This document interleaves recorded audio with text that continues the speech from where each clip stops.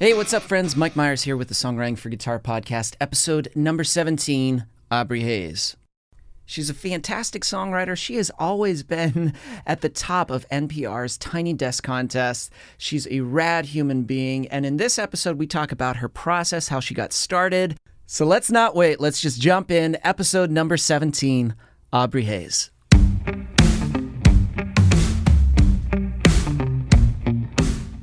You're one of those people when I listen to your music and then I talk to you, I'm like, that's you. Like, I never feel a disconnect. Oh, good. I know. But you know what? Sometimes people don't really care about that. But when I listen to your music, I feel like that's a very intentional thing. Mm-hmm. Like you're very just like, it has to feel like you, that all of that whole ground of being, if you will. But like, what are your thoughts? Is that something very consciously that you do? I guess not super consciously. I'm never like, oh, this doesn't sound enough like me or whatever. But I do try very hard to write from experience and or just my take on whatever it is I'm writing about. I think for several years I was struggling to find my voice, not just write a song. And then at some point something clicked and I feel like I found it and have been trying to write from there ever since. Was there a moment where it clicked? Is there anything specific you remember? Or was it like a small shift and almost like over time with each one, it kind of transformed? I think it's kind of more like that. It's more gradual. Sometimes I write something that's totally out of left field and I've been trying to exercise my chops on that as well because I think it's just a good exercise. But as far as the stuff that I write, I feel like it can kind of go all over the place, all over the board a little bit. I definitely have jazz background. I have bluegrass, country, musical theater. I listen to a ton of folk music and stuff like that, and just classic rock. It's kind of, there's no music I don't like. And so I feel like as I progress as a songwriter, my songwriting kind of becomes just an amalgamation of past things I've been involved in, plus whatever I'm currently listening to / have listened to in the past. And obsessed over a little bit. Well, I think we all have those moments where we obsess over something and it's like you absorb it because you're just like constantly listening to it and you find a fascination with it. I'm curious, like was musical theater kind of the entryway? Were you kind of like a kid raised on music and it was just kind of like ingrained in you?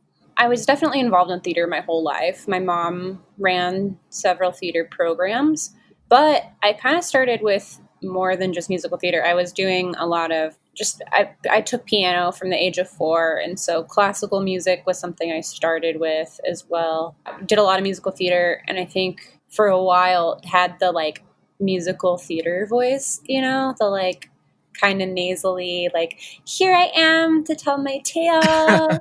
And I love how that was already slightly musical. Here I am to tell my tale. Pretty much. It's like that could be it. You can write that music. I don't even know what that is, but it's just like, I know what you mean. It's that presence when they walk in the door and they're like, hi, I'm here. And It's just like, ugh. Yeah. Hi. It's like super like aggressively on and in your face.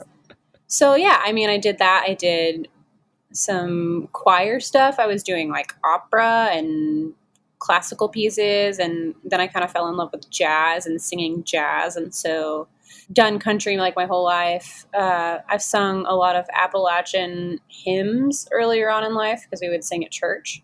Mm-hmm. Yeah, so it's kind of, I feel like there wasn't one particular thing that I was like, oh, this is music. And all those things that you mentioned, like musical theater, Appalachian hymns, jazz. And it's just like, I'm feeling like this up and down vocally thing because there's so many different styles and different nuances within that. With that background, when you started the idea of writing a song too, was it also finding your voice and just like what feels like, what's me and what's not this, like, you know, it's a little bit of this, it's a little bit of that. How do you do that vocally too? I think ultimately, like, everybody learns how to sing in one way or the other. And a lot of people, that's through mimicry of other artists they like or whatever their musical background is. And so I would love to teach at some point finding your voice, not somebody else's, not like, not like we want to sound exactly like Ariana Grande. Like, she's a wonderful vocalist, but not everybody is Ariana Grande. And I think Ariana Yeah. Grande sounds great as Ariana Grande, you know? So how many times can I say Ariana Grande? That's the You other can say it question. as many times as you want because it, but I think what you're trying to say is the more important thing, especially when you're not just singing, but like, especially songwriting and being an artist, is like Mm-hmm. your authenticity part is the thing that connects people to you. And if it feels fake and if it feels like that's not you, anything that's self-sustaining, anything that's lasting, that's not going to be a thing. Absolutely. I totally agree with that. And also, too, you're probably not going to feel good because you're going to be like, and I think that's the thing, too. It's like if you don't feel like it's you and you wake up one day and you realize, for, 8 years, I've been trying to be so-and-so. Mm-hmm. Who am I? That's a horrible feeling. That's a horrible feeling, too. The big question I have, too, when did you make that jump to be like, oh, I write songs to like, I want to write songs? There's a boldness when you move to a music city and you get there and you're like, I'm here. Writing had always been something that I've done. I've been writing songs since I was about 7 years old, but I didn't really put the hard chop work into it until I moved to a music city. My degree was in theater in college, and so for 4 years I trained as an actor, and then I realized I didn't want to spend my life playing other people, funnily enough. So yeah, I was trying to figure out, well, where does my own unique thing sit? The Yeah. acting world, along with the music world, can be pretty brutal. But I think that the one thing that I enjoy about the music world more is nobody can do what you do, right? Like, people, you can be in competition with people that are like you, but nobody is showing up in the exact same outfit with the exact same song as you when you are creating your own artistry as a musician. No one's exactly like you. And I feel sometimes the preconceived notion when you're an artist is like you're looking around at what everyone else is doing. Mm-hmm. And you're looking at what's and then you're trying to fit that mold. It's almost like you're trying to like cram everything yourself into that mold and be like, come on, I'm this. And then suddenly it's just like, oh, that doesn't feel good. But when you embrace and you kind of like live into your eccentricities and who you are, and it's like, well, this is what's good about it. Because there's no one like we all have some things that are slightly similar, but no one's like exactly like you. I don't know. Yeah. That's to me something that's very there. It's very vulnerable, but it's also very empowering at the same time. It's this weird combination. Totally. I absolutely believe it's empowering. And I think one of the things that's challenging about all of this, right, is not just being the artist, making the art, putting it out there, but the social media component of it, like, can sometimes feel a bit baffling because there are certain things that we know work in social media and certain things that don't, and not everybody fits into those like influencer molds. And nor do I want to be an influencer. I would rather not influence people. I would have people influence themselves. I don't know if you've ever seen Life of Brian, Monty Python's Life of Brian. Mm-hmm, absolutely. I feel like the scene where he was like, listen, you don't have to follow me. You don't have to follow anyone. You're all individuals and they're all in a group. Yes, we're all individuals. Mm-hmm. And that's how it can feel sometimes where you're just like, I want to be engaged, but like, what's that fine line of feeling? I know what you mean. The social media, like, whoa, like, I feel like I got some dirt on me. And I see like, those cool Instagram videos that are like 2 seconds, 5 things you need to do with your music to monetize it. Here's what you're not doing. And it's like a Red Bull energy drink. And you're kind of like, I don't really drink that. That's not my thing. No, that's a really good point. Like, I think that was Oh God, anytime anybody is like, oh, this is the XYZ so on and so forth thing that you need to do in order to be successful. And I'm like, well, that's a crock of shit. Like it's that thing of like, it works for some people and then it doesn't work for other people. And then you pay for this like online course that promises you these things and it doesn't give you those things, or it does it in a way that is false or whatever. And then you're sitting there going, well, how do I really crack this? How do I really get into this? And I think the answer is like, I think we just kind of have to keep creating our art and not worry too much about that stuff and manufacturing it and just trying to let it like come out when it comes out. But that can be tricky sometimes. Yeah, I feel sometimes people are given like, this will work for you, but they're not told it might not. And that's okay too, because then they run around with this idea like, it's not working for me. There's something wrong with me. And Absolutely. it's like, and that is a horrible feeling. It's this thing with like, again, with like social media, I feel like they're selling you on this idea of what your life could be, like how successful you could be, when it's the Faustian complex, right? Like anything that you're going to take a shortcut to and not do the hard work to get there might not actually be worth doing. Yeah. Yeah. So for means of communication through songwriting, when it comes to your approach of writing and, you pick up the guitar and you're like, cool, I'm going to write a song.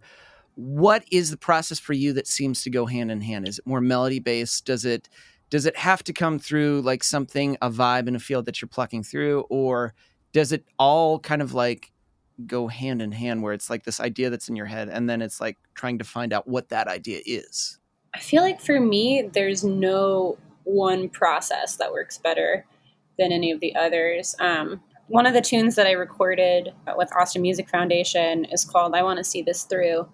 And I was sitting in a house that I was renting like 2-ish years ago. No, like 3 years ago now. And wow, that's really been 3 years. Holy shit. Just goes to show you how long it takes to get your stuff recorded. But yeah, we were sitting there and having a conversation.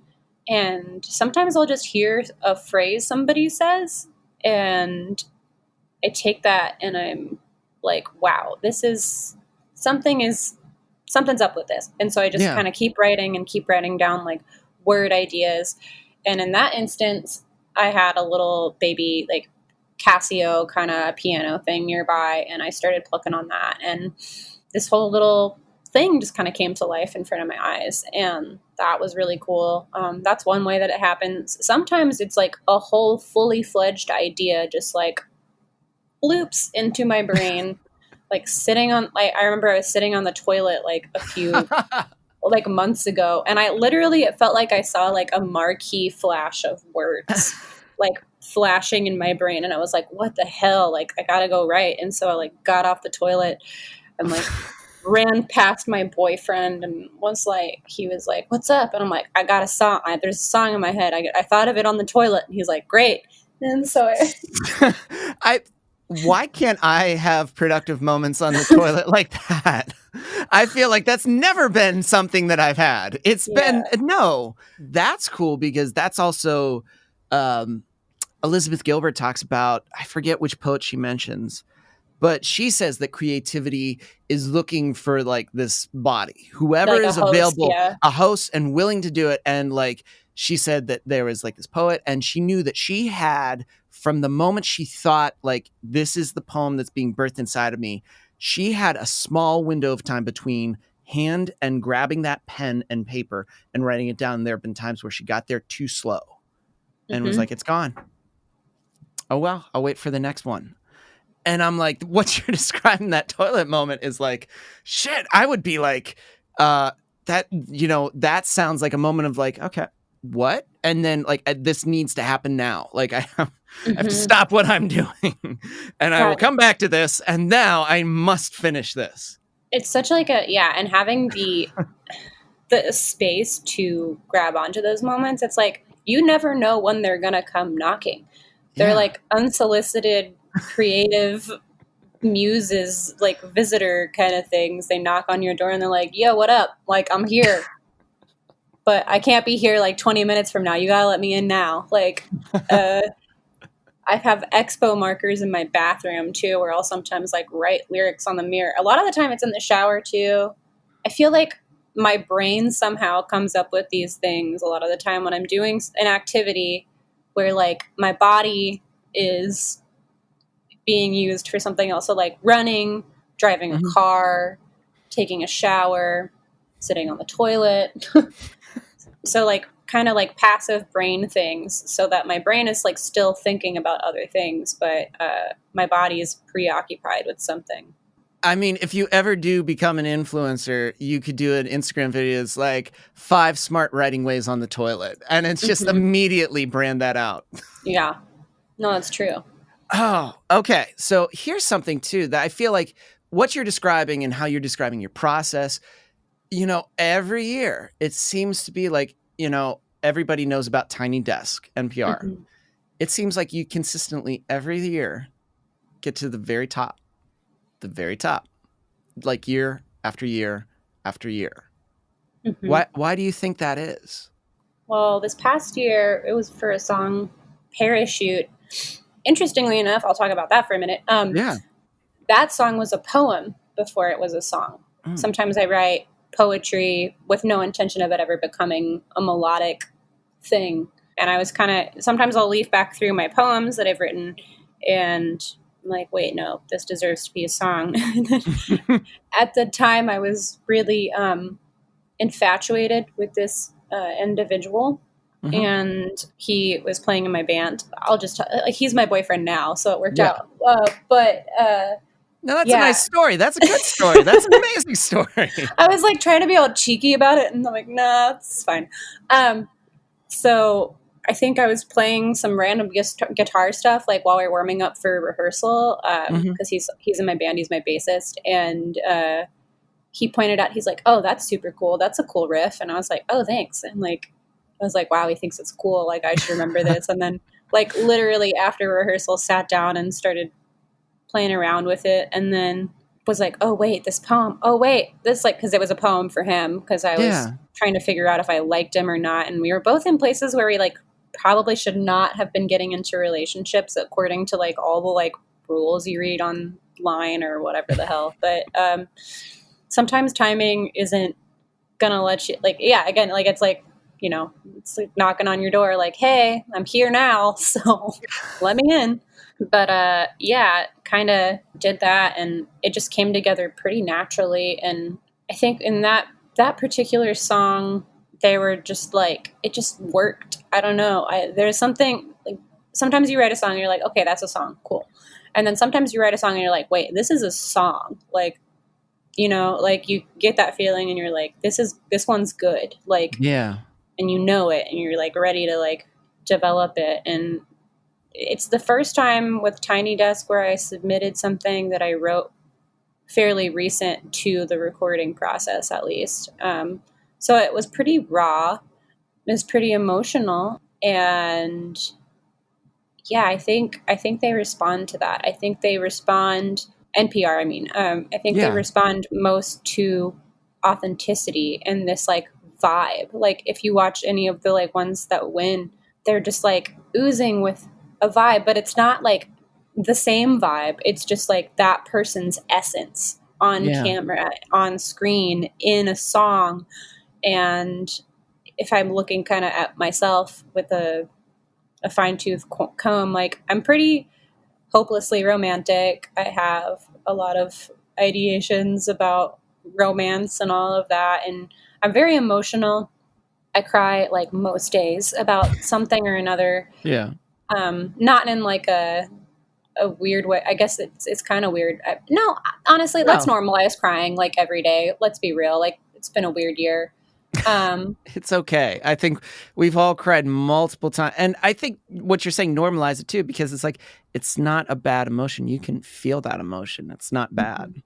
And it's like, it's not always sad either. It's not always, it's like, I cry at happy things just as much as I cry at sad things. Like one of the most recent things I cried at that I can think of, there's probably more recent things, but I saw an old man walking his dachshund his like fat little dachshund, and the dachshund like rolled in the grass and was just having a time of his life. And this dude was just smiling ear to ear and rubbing his dachshund's belly. And I just started sobbing in the car because it was so cute. And there was just so much joy in that moment. And so I Yeah. think whenever I write a song and I'm like, whoa, this is good, I feel like it's less so like, this is how I'm going to feel for the rest of my life in a song. It's more like this is a moment that I had. It can also be very liberating and very just like, I needed to get that out. And for some folks, they can't say it, but if they write it in a song, it's a realization. It's a moment of reflection. It's like songwriting is a very powerful tool. It's not, yes, it's great when people love it. And it's like, I want to buy your song. And you're like, yeah. But the idea that you can also use it for so many other means is fantastic. And a lot of the time, it's not even all me. Like you know, I said the thing with the song that I wrote for Austin Music Foundation. Sometimes it's a conversation I have with somebody and they say something and I'm like, whoa, that's a lyric. Like, holy shit. That's the start of a song. That's a hook. Like, not like a hook as like a, you know, melodic hook thing, but like a first line of a book or a poem or a song or whatever. It like grabs you and it's like, you're coming with me, buddy. Wow. Creativity is kind of a like a little bossy jerk sometimes. It can be. It's amazing how creativity can take so many different forms. And I don't know. It's also embracing the idea that there's not a wrong form of creativity too. Because I think sometimes people have the emotion like it's got to look like this, and if it doesn't look like this, it's not creativity. And it's like, nope. And it's like, you got to get that. That's not how it works at all. But no, I find it fascinating because I feel like your songs are receptive when I look at like all the comments when you're getting there, and like especially like this year, like top 4. And I remember, I think it was last year's winner of the Tiny Desk Contest was like in a live stream talking about you, being like, "Here's why this song is so amazing," and it's just like there's a reason why so many people connect with your music. Now, how do you when you have that in mind, you have these things that are happening, I guess, how do you stay balanced in your creativity? I think I haven't figured out the answer to that yet. But for me, as of late, the songwriting process does not seem to come very difficult, or it's not a difficult process for me too much anymore. I'm sure I'll have another episode of Writer's Block eventually, but that process has kind of been demystified for me in a certain sense. Like moving forward, I'm trying to really poke and prod at arranging and pre-production and all of that for the recording process is such a different animal than the songwriting. So I think right now I'm trying to figure out the balance of writing new material and then also thinking about the material that I already have and how I want to bring that to life in a recording process. Because ultimately I write these songs for me, right? That's the core of why I do what I do.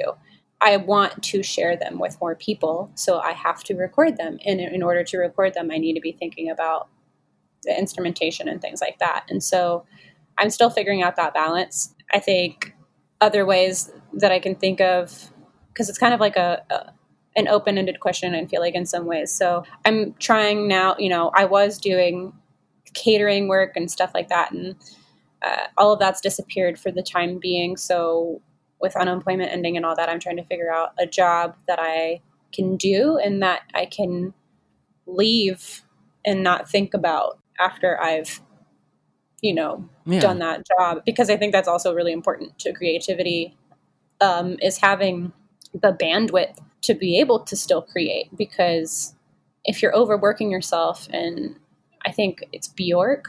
Yeah, Bjork has this wonderful quote, and she speaks with kids in Iceland all the time about this. And they have a totally different work-life balance structure in Iceland. But if you're staying up till midnight every night, working and working and working, you're less likely to have new ideas. You're less likely to create new things because you're pushing yourself too hard. You're outstretching what your limits are. I couldn't agree more with that, because at this point in my life, I forget who I was talking to with, but I'm like, once it hits 9 o'clock, like I'm ready for bed. Like Hmm. I'm just like, I remember back in the day, maybe at like 9:30, it was like, I'll track bass now. And Hmm. man, it was awful. Like Hmm. anything that happened past that 9 p.m. was shit. And then I Hmm. remember waking up in the morning the next day looking and be like, what the hell was this? And like, I got to Yeah. retrack this now.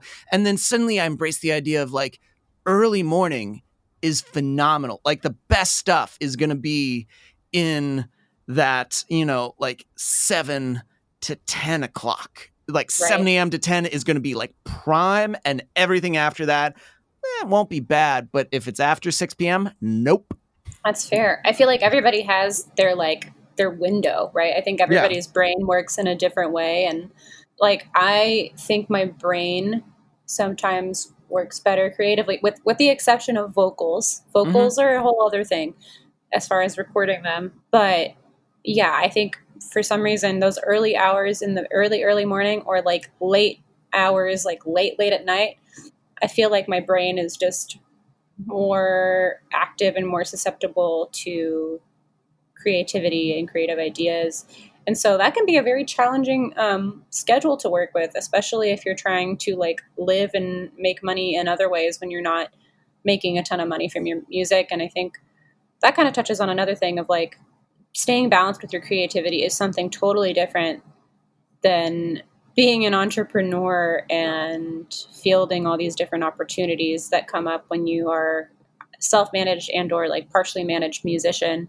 There are a lot of other tasks that you're trying to tackle rather than just the creative process. So creative balance kind of hinges on privilege in some ways, I would say, and not just privilege, but like I think it's also a bit of structure, like the structure you create for yourself within your day. Like you have time for the things you make time for, Yeah. is kind of what I'm getting at. And it I can love that. be, yeah. Sorry, go ahead. No, I was gonna say I love that. Do you feel like too, like I feel like late in life I discovered the best things are to say no to those things. Like it's like a lot of things I'm saying no to, and I feel great. I guess Yeah. the best feeling, not necessarily the best thing, but the best feeling sometimes is just saying no to things, and then suddenly realizing like I was taking too much on my plate, and then Hmm. suddenly now the things that I said I don't have time for, no, I just need to actually make the time for the things that I truly like and ask the question, what do I really enjoy? Who do I really enjoy being around? And Yeah. who makes me feel good too, like when I'm with them. And I don't mean that necessarily the false kind of like, you're an amazing person, pat on the back and just compliment. But like I'm with Right. them, they talk, and I'm like, that was a really good conversation. I feel good. And not just like, shit, I feel so drained. I need to take a nap. And it's just like, I need to recuperate. And it's just like, that to me, what you're saying right now, I think is super important for musicians, songwriters especially do, because if you want to be a well of creativity and good ideas, if it's just, getting backed up with bad stuff Hmm. from others, you're not going to come away with the songs that you want to have. Yeah. I think it's that whole thing of you can't pour from an empty vessel. And you also can't create if you're not around people that help you foster that creativity. And I think that is something so huge that I Yeah. wish I knew earlier in life of like if anything is costing you your mental health, then it is too expensive. Find something else. I know that my time is valuable and my energy is valuable, like more so than time. Like time is one thing, but energy is something you have a very limited capacity of. Yeah. And what you're giving your energy to is so crucial to like what you're able to accomplish in your life. And yeah, I think this is the hard part about being in the music industry is a lot of the time you can get kind of drawn in by that falseness of people blowing smoke up your ass and then they try to take advantage of you. I had a recent situation where something was offered to me under one kind of pretense, and then they sent me a 360 record deal. And I was like, whoa, this is not what we talked about. Like, we talked about a mix and like you were going to kind of do some licensing stuff, and this is not at all. And then they like totally pulled rank, and we're just like, well, you're just young and naive and you don't know what you're talking about. And we were under the impression that you saw these kinds of contracts before. And I'm like, okay, cool. But my lawyer said, absolutely do not sign unless they're fronting you like millions of dollars. So goodbye, Yeah. But and also for what it's worth, Mikey, I do really enjoy talking with you as well. And you're definitely a person who, when I talk with, I feel like, oh, there's places to move towards, Yeah. And I'm also inspired by what you've been kind of creating for yourself with your course and the sync stuff. Like, I know we've got plans to co-write in the future when I get back from my camping trip. Yeah, I think, there's like that one statistic that says you become more like the people you spend, like the 3 people you spend the most time around. Mm-hmm. So inevitably, who you give your time and energy to, who you're inviting into your life, whose energy you're inviting into your life, really does delineate a whole lot. And I feel like I kind of talked in circles there, but I think we got back to. I know exactly. It truly does matter, because like what you're surrounded by, essentially you absorb a ton. And so it's going to come out in your words and your actions. And if you're a songwriter, it's going to come out in your songs. And so if you're around shitty people and you're like, God, why are these songs awful? Uh-oh. I think it's because, like, there's nothing good from my well that I'm drawing. And that may be, and they may pull out some good, like some songs that are like, woof, this sounds heavy. This song sounded heavy too. This song sounded heavy too. It's a whole bunch of heavy, because there's so much inside you right now that needs unpacked. But yeah, I everything that you said, I every time I talk to you, I'm like, that was a good conversation. Like, I feel good. Like, I don't feel like, well, talk to Aubrey. That was heavy.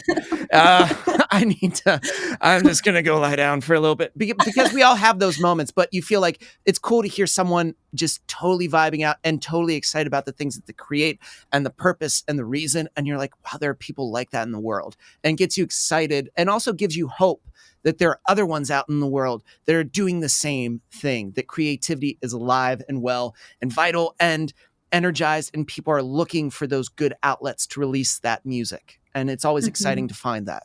I feel empowered when I talk to people that are doing the thing and have, I don't know, it's like, this year sucks. Like, a lot of things suck about it. I think one thing, and this is absolutely coming from a place of privilege, I've been super fortunate to be able to get unemployment, to be able to still have a home and food. And there's a lot of things that a lot of people are taking for granted right now and just kind of pointing fingers and being really angry. But one of the good things about this year is it kind of forced everybody into a little bit of a hiatus of what do we truly value? And how do we keep those at the forefront of what we do?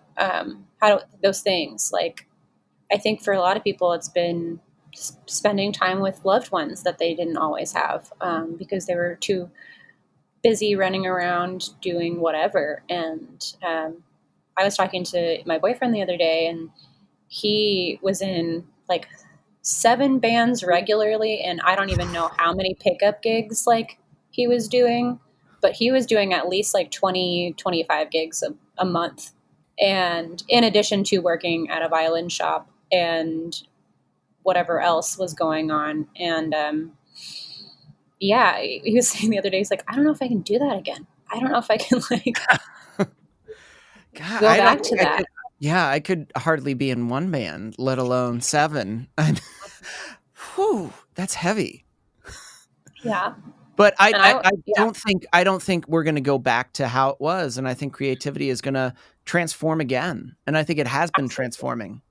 I think it has to, because what we were doing was really unsustainable. And I think we're all realizing that now. And going back to that balance thing, right? Like, yeah, he kind of went back on what he said. He was like, oh, well, I guess I could do it if like things started picking up like that again. I was like, yeah, but like, you're a really good bass player. And he has like a degree in it. Like, you're a really good bass player. Like, you could take less gigs that pay a little bit more and not have to stretch yourself so thin, and then have the creativity, like, room to write. He wants to write his own music, and he hasn't really delved fully into that yet, and has been doing that more over quarantine. And it's like, I want to record more, and I was gigging so much that I wasn't doing the preparation with my band for recording sessions. And so we had 4 separate rehearsals, all masked, all outside. We like made it work. I was so proud of us. But where we like really dialed in just 2 songs. Yeah. But before quarantine, I was so busy with everything that we were just having to do like set list rehearsals, you know, like kind of run through stuff and make sure it was all flowing the right way. And I think there's something really cool about being able to put a big magnifying glass on this, like one little thing of what you're doing and exploring that fully. And as I get older, I'm starting to really enjoy that more. It's all this weird balancing act of, how do you like remain creative? How do you make a living at what you do? How do you make the supplemental income so that you can do that, to like, so you can keep doing that? It's like so many different little pieces, I think, that people don't realize. And there's a lot that goes into being an artist, especially if you want to monetize that art. And I think the other important thing to remember, when looking at that, is not everything has to be monetized. Not everything that you do has to be monetized. And like, I paint. I'm a shitty painter. I am so bad at painting. I will never sell a piece of art that I paint, unless somebody's just like, well, that's cool, Aubrey Hays painted it. And if I'm at that level, cool, dope. But I'm not there yet. Not everything has to be monetized, that you are creating. Oh my goodness. I love that. I think it's true. Not everything needs to be. I just remember, because I'm a geek for Mr. Rogers. I love where there's this one episode where he pulls out a coloring board, like, and he starts drawing, and he was like, I enjoy drawing. I'm not really good at it, but it's not the point. It's just the fun of it. And he's just like, and I'm like, I think that's what we need to remember is it's for the fun of it. And sometimes, yeah, not everything needs to be monetized. And I think you're a great example of, you can do fantastic songwriting, you can stay authentic, and it can still do well. You don't have to necessarily, go to the Red Bull guy in the Instagram ad and click on and buy the course and then be like, this doesn't work for me. I don't know what's happening. This just isn't connecting. You're saying it's okay. It might connect, it might not, but keep on searching, keep on finding. Eventually, when you find that voice and who you are, that's where things can happen. I love it. Yeah. So Absolutely. Thank you for hanging out with me, getting real, talking about all of this. This was fun. Absolutely. Thanks for having me. Hope I didn't talk in circles too much. No, you're absolutely fine. And so if people want to find you and they're like, cool, I want to find you, I want to send you cute cat videos, listen to your music, where can they find you? I'm on Facebook, Twitter now, though I rarely post there because it's crazy and I don't quite understand it. Instagram. I have a website where you can join a mailing list. I won't spam you every week with anything. I'm looking at doing stuff once a month, I think, because I don't think many people read emails from artists more than once a month. And then, what was I said Facebook, Instagram. Oh, Bandcamp. I'm starting a Bandcamp like fan club thing. Oh, that's awesome. And Spotify, I have one single out on there, but I would recommend, if you really enjoy that song on Spotify, if you listen to it more than once and it's your jam, like, please go purchase it. I think a lot of artists are struggling these days, and we need to remember that just because it's available for free doesn't mean you shouldn't give money to that person that created something that means something to you. And YouTube, there's stuff on there too. It's all within the Aubrey Hays Band spectrum. So at Aubrey Hays Band, it should be Facebook, Instagram, Twitter, and then www.aubreyhays.band. On Spotify, I am just Aubrey Hays. YouTube, Aubrey Hays as well. Gonna start trying to pump out some content. There was a lot of shite going on this year. in the world, and then also my personal life. So, yeah, just stay tuned for more updates. And I'm pretty friendly on You're very friendly. If you want to send me a message, please do. Like, as long as there's no unsolicited pictures of genitalia, I'll probably be chill with it. I think that should go for everyone. So yeah, I love it. Well, thanks for hanging out with me. Yeah, of course.